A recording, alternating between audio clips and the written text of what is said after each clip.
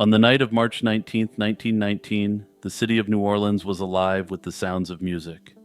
It was St. Joseph's Day, a holiday of deep significance to the city's large Italian population, but the music that filled the humid air wasn't one of quiet reverence.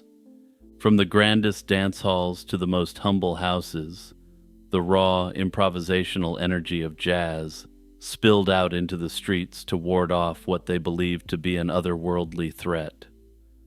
Professional bands played to packed rooms, while families with amateur musicians gathered in their parlors, their instruments a shield against the darkness. This citywide concert was an act of collective exorcism. Just days earlier, the Times-Picayune newspaper had published a letter from a man who claimed to be the serial predator stalking their neighborhoods. He called himself the Axeman, and let the readers know that he was a demon from the hottest pits of hell. This man, in the guise of a demonic entity, issued a bizarre ultimatum. At 15 minutes past midnight, he would once again pass through the city, but he would spare all those inside any home where a jazz band was in full swing. This surreal night, where a city's greatest cultural export became a talisman against its deepest fear, is the perfect entry point into the story of the Axeman of New Orleans. New Orleans of 1918 was a city on the edge, filled with various tensions. It was a major port still buzzing from its role in the global conflict that had engulfed the world, but also a place worn down by economic uncertainty and a far more prolific threat. Long before the first Axeman attack, a deadlier, invisible enemy had already laid siege to the city. The Spanish flu arrived in the fall of 1918, brought in on the very ships that were the city's lifeblood. The public health response was slow and ultimately ineffective, striking down the young and healthy with terrifying speed. This event created the ideal psychological conditions for a new kind of terror to take hold. The city was already traumatized by this virus that entered homes unannounced, leaving devastation in its wake. Further, public trust in authority had been eroded by what many saw as the failure of officials to contain this unseen entity. When the Axeman began his attacks, it felt like a second wave of a familiar nightmare. He too was an invisible threat who violated the sanctity of the home, and his own letter to the press even claimed he was an invisible stalker who struck in the night. Yet, amidst this atmosphere of extreme anxiety, New Orleans was also giving birth to something vibrant and new. In the late 19th century, a new kind of music was forming, and it was the perfect fusion of the African, European, and Caribbean traditions that permeated the city. This music, which we would come to know as jazz, would be the only thing that could soothe the soul of this beastly predator. And it's very important to keep this connection to jazz in mind, because the most compelling theory of who this unseen predator was turns pretty heavily on this form of music. The Axeman's story is inextricably linked to the story of Sicilian immigrants in New Orleans. Beginning in the late 19th century, a massive wave of Sicilians arrived in the city, fleeing poverty in their homeland for the promise of work on Louisiana's sugar and cotton plantations. New Orleans became a primary port of entry, and by the time of the Axeman attacks, its Italian-American population was second only to New York City. These immigrants established a vibrant community in the lower French Quarter, an area that soon became known as Little Palermo. Crucially, many did not remain laborers for long. Through incredible hardship and thrift, they followed a common trajectory from the plantation fields to entrepreneurship. They opened small businesses, most notably corner grocery stores. By 1920, Italian-owned businesses accounted for half of all grocery stores in the city, and they were a visible and vital part of every neighborhood. This rapid economic success, however, came at a price, and some theorize that individuals like the Axeman would target this group for attacks due to this success. The Axeman spree began on May 23, 1918, and immediately established a chillingly consistent pattern.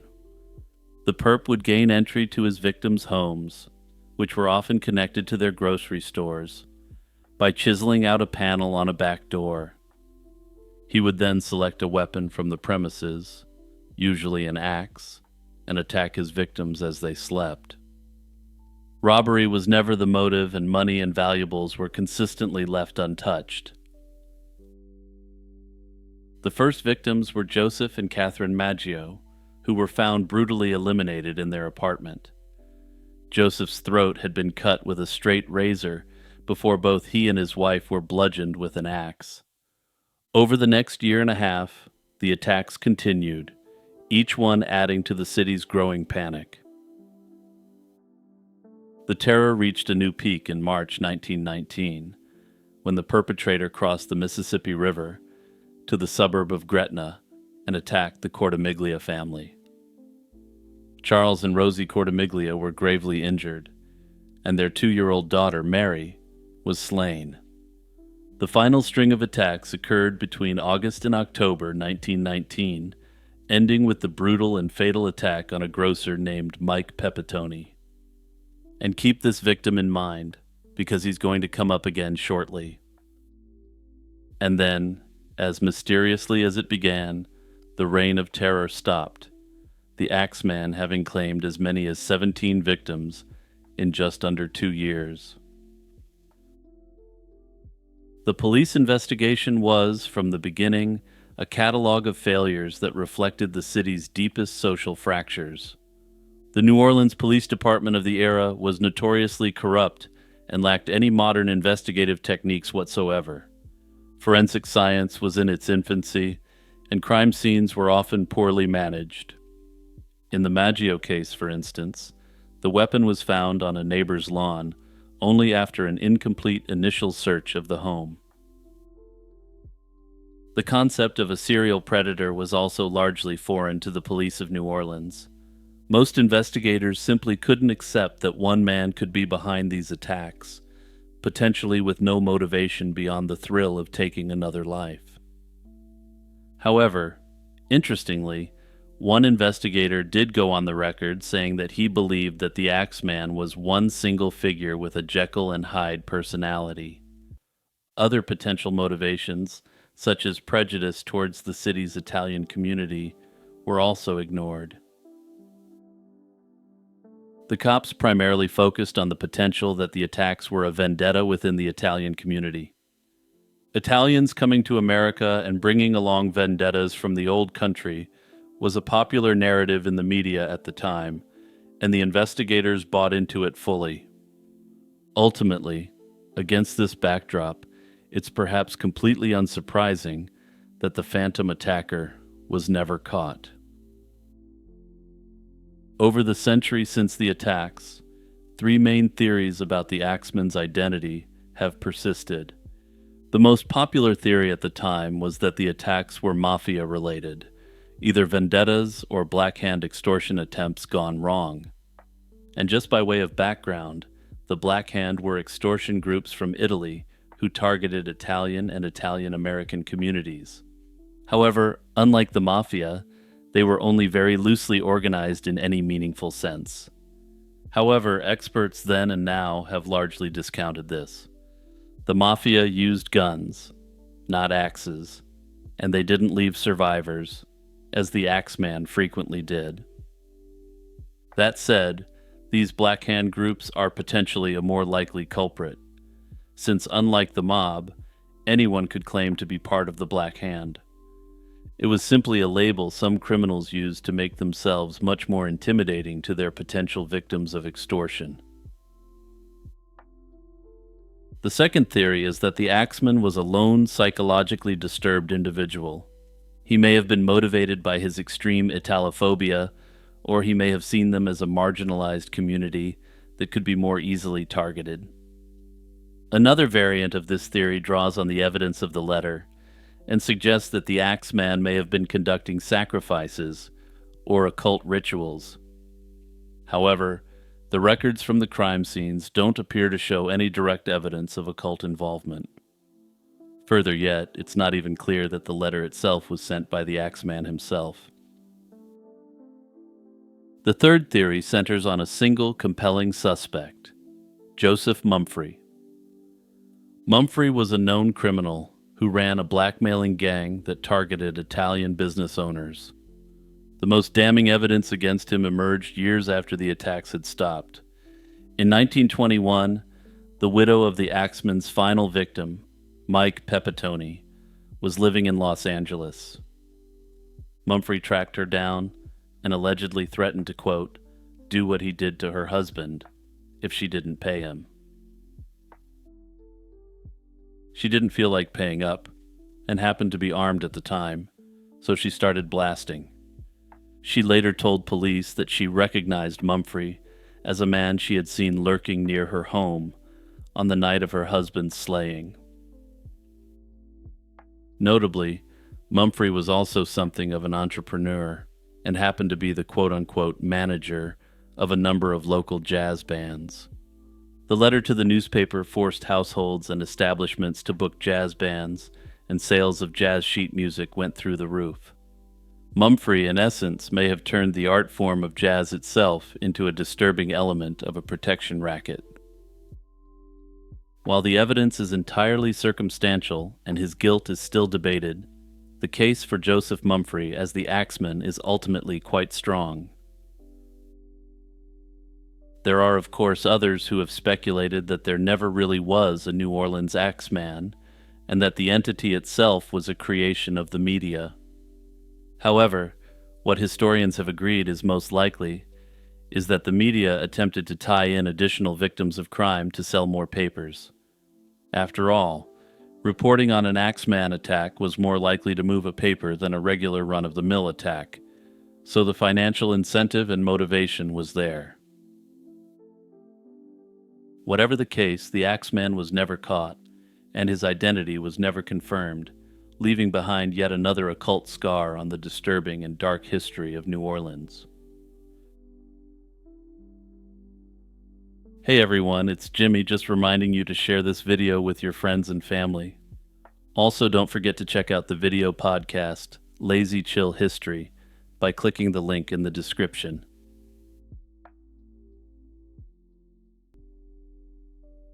In the summer of 1911, on a warm Saturday night in Atlanta, Georgia, a young woman named Emma Lou Sharp went out to look for her missing mother. 20-year-old Emma Lou was worried as she walked the dark streets, knowing a dangerous menace lurked in the city's black neighborhoods.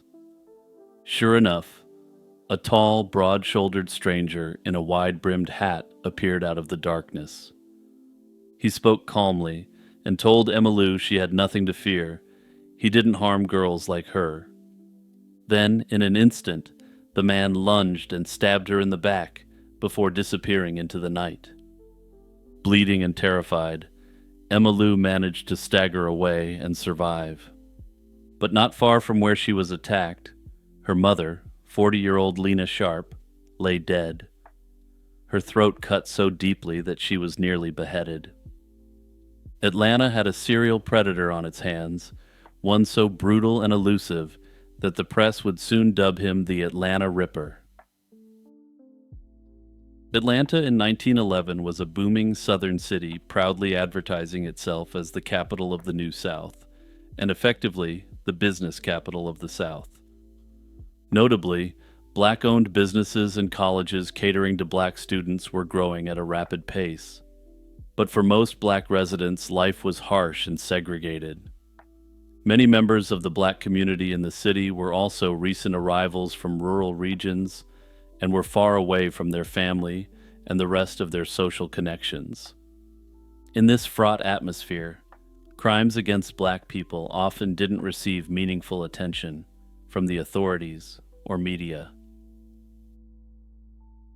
The first slaying that drew notice occurred on May 28, 1911, when a woman named Belle Walker failed to return home from her job as a cook. Her body was found the next morning near her house, her throat slashed by an unknown assailant. The gruesome slaying got only a brief mention in the city's newspapers.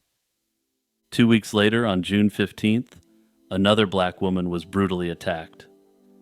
22-year-old Addie Watts was struck in the head with a brick and left in some bushes with her throat cut. This second attack in such a short span set off alarm bells, and a local paper published a story claiming there was a, quote, butcher stalking the streets. The article claimed a, quote, insane criminal might be prowling the city and drew a direct comparison to Jack the Ripper. The idea seemed implausible at the time, but as more victims surfaced, it began to seem more likely. Over the next several weeks, one Saturday night after another brought news of another slain woman. Nearly every victim fit a pattern. Young black or mixed-race women, often in their early 20s, attacked while walking alone at night. Each was found with her throat viciously slashed, and some victims' bodies showed signs of horrific mutilation. By early July 1911, at least 8 women had been slain in this manner. The attack on Emma Lou Sharp and her mother Lena on July 1st, 1911, finally convinced even the skeptics that a serial predator was likely on the loose. Newspapers that had earlier downplayed the crimes now featured them prominently, perhaps in hopes of using lurid stories to sell more papers. Significant pressure on the police mounted as prominent, wealthy white families exerted pressure on them to solve the case. These families weren't necessarily upset about the crime spree, but rather the fact that their black female employees started to leave work early or refused to show up at night. Regardless of this apparent lack of altruism or genuine concern, they were able to pressure the authorities into taking the case very seriously. However, as I'll explain shortly, this pressure may have simply led to the cops attempting to close out the file, so to speak. On July 11, 1911, just 10 days after the Sharp incident, the body of another victim, 25-year-old Sadie Holly, was discovered beside a streetcar line. The local papers weren't even sure how to number this attack. Depending on the source, Sadie was either the 7th, 8th, or 9th victim attributed to the Ripper. What was clear was that the perpetrator was growing bolder, and the city's outrage was growing with each new body that was found. Under tremendous pressure, the police ramped up their efforts. Within a day of Sadie Holly's slaying, they arrested a 27-year-old black laborer named Henry Huff. Huff had reportedly been seen with Sadie on the night of her death, and when picked up he was found wearing bloody clothes and bearing scratch marks on his arms. The arrest was splashed across headlines, and for a moment it seemed the nightmare might be over. However, the case against Huff was weak, and he was held only on suspicion, and investigators admitted they lacked solid evidence tying him to the string of attacks. Soon after Huff's arrest, another suspect was caught. A tip led police to 35-year-old Todd Henderson. Henderson, like Huff, had been seen around the area of one of the slayings. The police brought Emma Lou Sharp to the station to see if she could identify Henderson as the man who attacked her. Emma Lou was startled by Henderson's voice and thought he might be the same man, but she couldn't be absolutely certain. That lingering doubt meant Henderson couldn't be definitively pinned as the perpetrator. Henderson didn't do himself any favors. He made an off-color remark that if he were Jack the Ripper, he would have eliminated his own wife first. The police ended up presenting both Huff and Henderson to a grand jury, essentially hoping the jurors might decide whom to indict for the slaying of Sadie Holly. Throughout August 1911, with Huff and Henderson locked up, the attacks unfortunately continued. In late August, another young woman was found with her throat cut in a rail yard on Atlanta's west side. Then in November 1911, 15-year-old Minnie Wise was discovered slain in an alley in the style of the Atlanta Ripper. These attacks occurred while the two main suspects were behind bars, suggesting that neither Huff nor Henderson was the true Ripper unless a copycat was at play. Both men were eventually released without charge. In early 1912, with the investigation stalling, some authorities floated alternative theories. A Fulton County grand jury concluded that the so-called Atlanta Ripper might be a myth. They speculated that each attack could have been an unrelated act of violence by different men, but many Atlantans doubted this explanation. The consistency in the crimes, the uncanny similarities in how, when, and against whom they were carried out, was hard to dismiss. To the community and many officers, it still looked like the work of a single madman. Leads continued to trickle in, and in April 1912, a man named Charlie Owens was convicted and sentenced to life in prison for one of the attacks attributed to the Ripper. It was never clearly reported which victim's case this was, and the secretive way the trial was handled left observers puzzled. Whatever the truth, Owens's imprisonment didn't halt the attacks that newspapers linked to the Ripper. That summer, police arrested yet another suspect, Lawton Brown. Brown's wife had gone to the police with a disturbing story. She said that on several Saturday nights matching the attack dates, her husband came home late with blood on his clothes. Under interrogation, Brown reportedly confessed to at least one attack and hinted at knowing about the others. It seemed like a breakthrough, but the manner of the confession raised red flags. In court, it came out that detectives had beaten Brown severely to extract his confession. Brown recanted, claiming he was coerced, and he was acquitted in October 1912 when a jury found the case against him unconvincing. Once again, Atlanta was back to square one. By 1913, the panic had begun to subside a little, perhaps out of fatigue and the lower frequency of new attacks, but the mystery was far from solved. In March 1913, the slaying of yet another young black woman, Laura Smith, made the papers, and she was noted as possibly the third victim of the Ripper that year. In early 1914, a chilling development revived all the old fears. Handwritten notes were found pinned to emergency call boxes around the city, warning that the Ripper would start attacking younger black women caught out at night. Soon after, several more women were attacked and slain in familiar fashion, bringing the total toll attributed to the Atlanta Ripper to somewhere around 20 victims in all. And then, as mysteriously as it all began, the attacks stopped and never resumed. After 1914, no more slayings were linked to the Ripper's spree. The nightmare that had terrorized Atlanta for 3 or 4 years simply evaporated without any satisfactory conclusion. Over a century has passed, and the Atlanta Ripper case remains unsolved. No single suspect was ever definitively identified as the perpetrator, and no one was convicted for the majority of the attacks. After the attacks stopped, the authorities rapidly lost interest in wrapping up the investigation, and the case went cold. Contemporary analysis has strongly considered that the Atlanta Ripper might not have been a lone wolf at all. It's possible that multiple perpetrators used the Ripper's brutal methods as a cover for their crimes. Some have suggested it could have been a group that actually communicated and conspired with one another.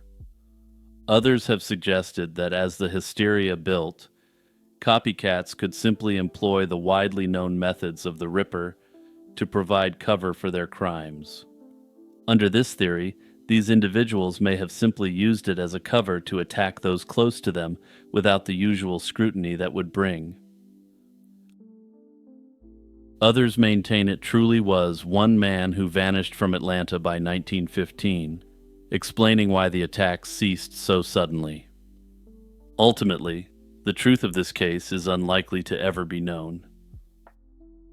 Late at night, on a desolate stretch of Archer Avenue southwest of Chicago, just outside the city limits, local drivers have often told the same unsettling story. They pick up a young female hitchhiker, a pale girl in a white party dress, who quietly asks for a ride. But as the car nears the gates of Resurrection Cemetery in Justice, a village just outside Chicago, the mysterious passenger suddenly disappears. For nearly a century, this vanishing hitchhiker has come to be known as Resurrection Mary, and is perhaps the region's most famous ghost. The legend's origin story is typically set in the early 1930s. As it's often told, a young woman named Mary spent an evening dancing with her boyfriend at the Willowbrook Ballroom in suburban Willow Springs. After a heated argument with her date, Mary stormed out into the night, walking home along Archer Avenue in her white dress and heels. On that fateful walk, she was struck by a motorist and left for dead, with the driver speeding off into the darkness. Mary's grief-stricken parents later buried her in Resurrection Cemetery, still wearing her beloved white gown. With her life cut short so suddenly, it's said that Mary's restless spirit began wandering the roadside, trying to find her way home. According to the lore, reports of a ghostly hitchhiker near Resurrection Cemetery soon emerged. By the mid-1930s, local residents were whispering about a pale young woman seen wandering Archer Avenue at night who would inexplicably vanish. One of the earliest detailed encounters occurred in 1939. A Chicago man named Jerry Pallas claimed he met a pretty blonde woman one evening at a neighborhood dance hall on the south side of Chicago. She said her name was Mary, and Jerry and Mary danced all night long. He then offered her a ride home, and as they drove along Archer Avenue, Mary asked him to stop by the cemetery. He pulled over by the gates of Resurrection Cemetery, and at that moment the young woman suddenly disappeared from his car. Stunned, Jerry realized that she had simply vanished into thin air. The next day, bewildered and curious, he went to the address Mary had given him during their conversation. There, he was shocked to learn that the real Mary, whose photograph he saw in the home, had died several years earlier and was buried in Resurrection Cemetery. Jerry Pallas's story, with its uncanny revelation, became the first widely circulated testimonial that gave the ghost a name and a human backstory. The 1970s produced multiple reports that closely mirrored the initial story. In 1973, for example, a cab driver came into an establishment across the street from Resurrection Cemetery, terrified and asking about a young woman in a white dress. He said that she had fled his taxi without paying, but how she left the cab was the real mystery. He swore he had picked up a hitchhiker who asked to be let out by the cemetery, and then she simply vanished from his cab. According to the legend, he was informed that he had just had a run-in with Resurrection Mary. In 1976, another notable incident made headlines. A passerby reported seeing a woman locked inside the cemetery gates. When police arrived, they found the heavy wrought iron bars of the gate bent wide apart. Eerily, the bars appeared to have scorch marks and what looked like hand imprints, as if someone had forced them open with some sort of inhuman strength. However, cemetery officials maintained that a truck accident likely caused the damage, but many locals had their doubts. Throughout the late 1970s, several drivers on Archer Avenue claimed that they nearly hit a running girl in a white dress, who then was nowhere to be found. Sightings continued into the early 1980s, though they became less frequent over time. In 1980, it was said that dozens of people spotted an apparition matching Mary's description along Archer Avenue on the same weekend. Some claim that this was likely a prank, played by local teens, but others speculate that this was a period of intense importance to the ghostly woman. Another notable report, possibly the last high-profile case, came in 1989. That year, a motorist and his friend claimed they struck a young woman who ran in front of their car near Resurrection Cemetery. They were alarmed, But when they stopped, they found no trace of anyone injured or any damage to the vehicle. By the end of the 1980s, the Resurrection Mary phenomenon had peaked. The local authorities even installed bright streetlights along Archer Avenue in the mid-1980s, and as the road became less shadowy, new sightings of Mary grew rare.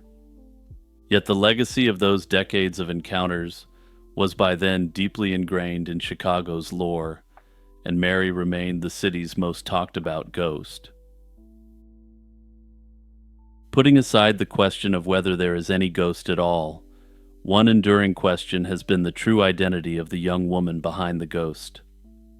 Over the years, researchers have tried to match Resurrection Mary to a real-life person, and one name often proposed is Mary Bregovy. Mary Bregovy was a real Chicago woman who died in 1934 at age 21, around the same age as the ghostly hitchhiker appears to be. Bregovy was cut down in an automobile accident in Chicago's downtown loop. She was known to be a fan of dancing and nights out on the town, and it's recorded that she was laid to rest in Resurrection Cemetery. These parallels, the timing of her passing, her love of dancing, and her burial at the same cemetery, led many to suspect Bregovy could be the spirit in white. Jerry Pallas's famous 1939 encounter also lines up with Bregovy's timeline. After all, when he went to the address, he learned that Mary had been dead for 5 years. That span matched the time since Bregovy's 1934 death. All of this made Mary Bregovy a compelling candidate for Resurrection Mary's true identity for a long time. However, not everyone is convinced that Bregovy is the ghost. There are some notable inconsistencies, such as the fact that the ghost is usually described as blonde, while Mary Bregovy had dark hair. Notably, Bregovy's fatal accident also took place miles away from Archer Avenue. Another prominent theory points to a girl named Anna Maria Norkus. Anna was a teenager in 1927 when she perished in a car crash while returning home from an evening of dancing with her family. The accident happened not far from the area, and she had light blonde hair, more in line with the usual Resurrection Mary description. All that said, Anna Maria was a younger teenager, which doesn't line up with the usual description of Resurrection Mary as a woman in young adulthood. Others support the idea that Resurrection Mary isn't a single entity at all, but numerous young women who have been buried in the cemetery under tragic circumstances. Whatever the case, the story of Resurrection Mary remains likely the most well-documented ghost story in Chicago's history.